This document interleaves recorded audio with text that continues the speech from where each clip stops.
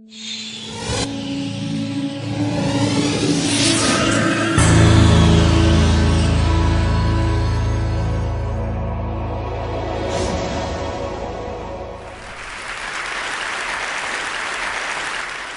of my favorite parts about my job at the Gates Foundation is that I get to travel to the developing world, and I do that quite regularly. And when I meet the mothers in so many of these remote places, I'm really struck by the things that we have in common. They want what we want for our children, and that is for their children to grow up successful, to be healthy, and have a successful life.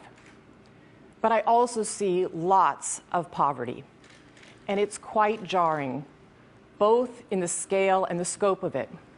My first trip in India, I was in a person's home where they had dirt floors, no running water, no electricity, and that's really what I see all over the world. So in short, I'm startled by all the things that they don't have. But I am surprised by one thing that they do have: Coca Cola. Coke is everywhere. In fact, when I travel in the developing world, Coke feels ubiquitous. And so when I come back from these trips and I'm thinking about development and I'm flying home and I'm thinking, well, we're trying to deliver condoms to people or vaccinations, you know, Coke's success kind of stops and makes you wonder, how is it that they can get Coke to these far-flung places? And if they can do that, why can't governments and NGOs do the same thing? And I'm not the first person to ask this question, but I think as a community, we still have a lot to learn. It's staggering if you think about Coca-Cola. They sell 1.5 billion servings every single day. That's like every man, woman, and child on the planet having a serving of Coke every week. So why does this matter?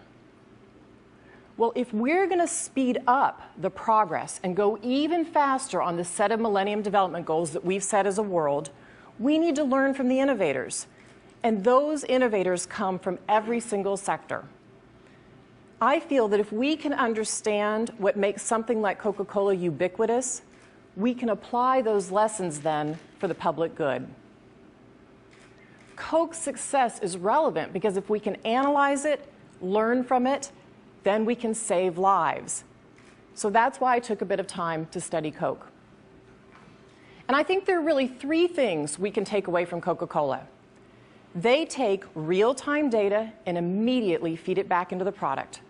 They tap into local entrepreneurial talent, and they do incredible marketing. So let's start with the data. Now, Coke has a very clear bottom line. They report to a set of shareholders. They have to turn a profit. So they take the data and they use it to measure progress. They have this very continuous feedback loop. They learn something, they put it back into the product, they put it back into the market. They have a whole team called Knowledge and Insight. It's a lot like other consumer companies. So if you're running Namibia for Coca-Cola and you have 107 constituencies, you know where every can versus bottle of Sprite, Fanta, or Coke was sold, whether it was a corner store, a supermarket, or a push cart. So if sales start to drop, then the person can identify the problem and address the issue. Well, let's contrast that for a minute to development. In development, the evaluation comes at the very end of the project. I've sat in a lot of those meetings. And by then, it is way too late to use the data. I had somebody from an NGO once describe it to me as bowling in the dark. They said, you know, you roll the ball, you hear some pins go down, it's dark, you can't see which one goes down until the lights come on, and then you can see your impact. Real-time data turns on the lights. So what's the second thing that Coke's good at? Well, they're good at tapping into that local entrepreneurial talent. Coke's been in Africa since 1928, but most of the time they couldn't reach the distant markets because they had a system that was a lot like in the developed world, which was a large truck rolling down a street. And in Africa, the remote places, it's hard to find a good road. But Coke noticed something. They noticed that local people were taking the product, buying it in bulk, and then reselling it in these hard-to-reach places. And so they took a bit of time to learn about that. And they decided in 1990 that they wanted to start training these local entrepreneurs, giving them small loans. They set them up as what they called micro-distribution centers. And those local entrepreneurs then hire salespeople who go out with bicycles and push carts and wheelbarrows to sell the product. So there are now some 3,000 of these centers employing about 15,000 people in Africa. In Tanzania and Uganda, they represent 90% of Coke sales. So let's look at the development side.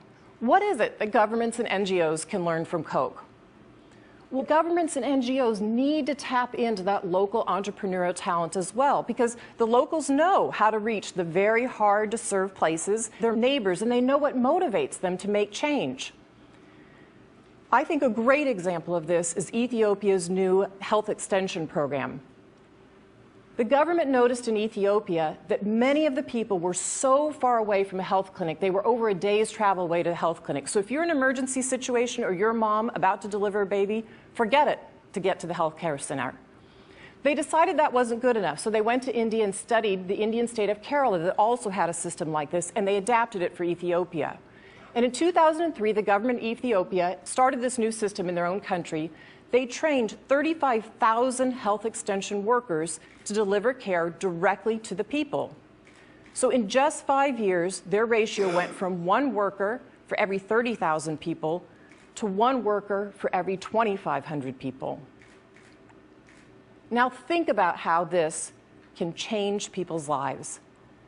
Health extension workers can help with so many things, whether it's family planning, prenatal care, immunizations for the children, or advising the woman to get to the facility on time for an on-time delivery. That is having real impact in a country like Ethiopia. And it's why you see their child mortality numbers coming down 25% from 2000 to 2008. In Ethiopia, there are hundreds of thousands of children living because of this health extension worker program. So what's the next step for Ethiopia? Well, they're already starting to talk about this. They're starting to talk about how do you have the health community workers generate their own ideas? How do you incent them based on the impact that they're getting out in those remote villages? That's how you tap into local entrepreneurial talent and you unlock people's potential. Now, the third component of Coke's success is marketing. Ultimately, Coke's success depends on one crucial fact, and that is that people want a Coca Cola. Now, the reason these micro-entrepreneurs can sell or make a profit is they have to sell every single bottle in their pushcart or their wheelbarrow. So they rely on Coca Cola in terms of its marketing. And what's the secret to their marketing? Well, it's aspirational. It associates that product with the kind of life that people want to live. So even though it's a global company, they take a very local approach. Coke's global campaign slogan is open happiness, but they localize it. And they don't just guess what makes people happy. They go to places like Latin America and they realize that happiness there is associated with family life. And in South Africa, they associate happiness with Sariti, or community respect. Now that played itself out in the World Cup campaign. Let's listen to this song that Coke created for it, Wavin' Flag by a Somali hip-hop artist.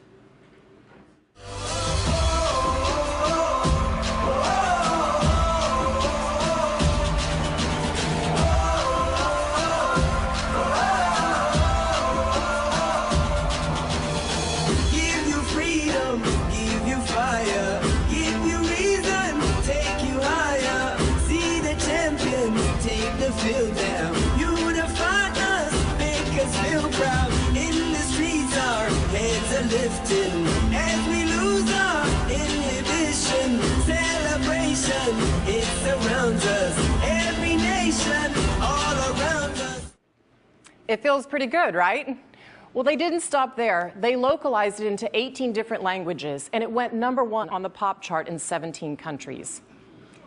It reminds me of a song that I remember from my childhood. I'd like to teach the world to sing, that also went #1 on the pop charts.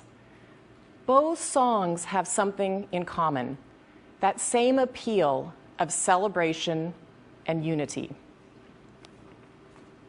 So how does health and development market? Well, it's based on avoidance, not aspirations. I'm sure you've heard some of these messages. Use a condom, don't get AIDS. Wash your hands, you might not get diarrhea. It doesn't sound anything like waving flag to me. And I think we make a fundamental mistake. We make an assumption that we think that if people need something, we don't have to make them want that. And I think that's a mistake. And there's some indications around the world that this is starting to change. One example is sanitation. We know that 1.5 million children die a year from diarrhea, and a lot of it is because of open defecation. But there's a solution. You build a toilet. But what we're finding around the world over and over again is if you build a toilet and you leave it there, it doesn't get used.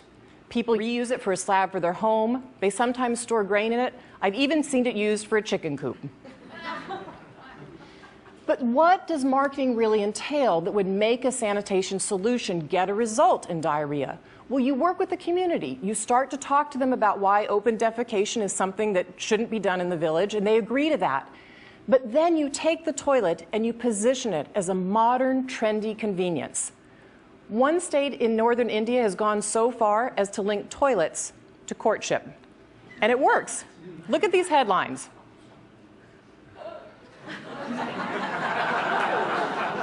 I'm not kidding. Women are refusing to marry men without toilets. No loo, no I do. Now, it's not just a funny headline. It's innovative. It's an innovative marketing campaign. But more importantly, it saves lives. Take a look at this. This is a room full of young men and my husband, Bill. And can you guess what the young men are waiting for? They're waiting to be circumcised. Can you believe that? We know that circumcision reduces HIV infection by 60% in men. And when we first heard this result inside the foundation, I have to admit, Bill and I were scratching our heads a little bit, and we were saying, but who's going to volunteer for this procedure? But it turns out the men do, because they're hearing from their girlfriends that they prefer it, and the men also believe it improves their sex life. So if we can start to understand what people really want in health and development, we can change communities, and we can change whole nations. So why is all of this so important? Well, let's talk about what happens when this all comes together, when you tie the three things together. And polio, I think, is one of the most powerful examples. We've seen a 99% reduction in polio in 20 years. So if you look back to 1988, there were about 350,000 cases of polio on the planet that year. In 2009, we're down to 1,600 cases. Well, how did that happen? Let's look at a country like India. They have over 1 billion people in this country. But they have 35,000 local doctors who report paralysis and clinicians, a huge reporting system, and chemists. They have 2.5 million vaccinators. But let me make the story a little bit more concrete for you. Let me tell you the story of Sri Ram, an 18-month boy in Bihar, a northern state in India. This year, on August 8th, he felt paralysis. And on the 13th, his parents took him to the doctor. On August 14th and 15th, they took a stool sample, and by the 25th of August, it was confirmed he had type 1 polio. By August 30th, a genetic test was done, and we knew what strain of polio Sri Ram had. Now, it could have come from one of two places. It could have come from Nepal, just to the north across the border, or from Jharkhand, a state just to the south. Luckily, the genetic testing proved that, in fact, this strand came north, because had it come from the south, it would have had a much wider impact in terms of transmission. So many more people would have been affected. So what's the end game? Well, on September 4th, there was a huge mop-up campaign, which is what you do in polio. They went out, and where Sri Ram lives, they vaccinated 2 million people. So in less than a month, we went from 1 case of paralysis to a targeted vaccination program. And I'm happy to say only 1 other person in that area got polio. That's how you keep a huge outbreak from spreading. And it shows what can happen when local people have the data in their hands. They can save lives.